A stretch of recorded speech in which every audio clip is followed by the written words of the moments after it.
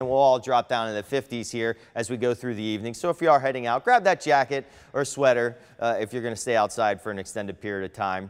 And the fog, I don't think it's going to be as big of an issue tomorrow. The fog tracker not even painting any dark areas on here, so maybe just a little bit of the ceilings lowering, and then they'll be gone, and we'll see more sunshine for a longer period of time tomorrow. It'll clear out a lot quicker.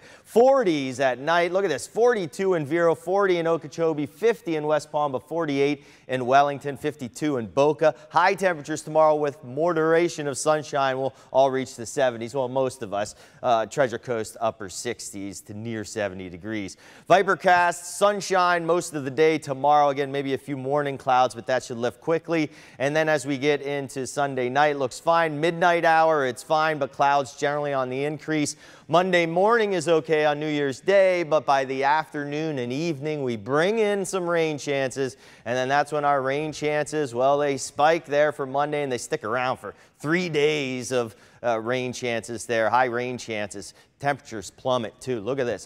This is the average line of 75, all below for the first full week of 2018. Chilly temperatures settle in South Florida. Seas 3 to 6 tomorrow, still with that swell, but it will slowly be abating here through the day tomorrow. 7-day forecast, high temperatures. Well, look at this. This will be our winter here. New Year's Day, the next day and the next day, all unsettled, cloudy, cool, wet, and windy. Then we break out of that, and really the Arctic stuff comes down. 62, 42 for a low. We may see some 30s around. And as we go into the first weekend of 2018, it stays chilly.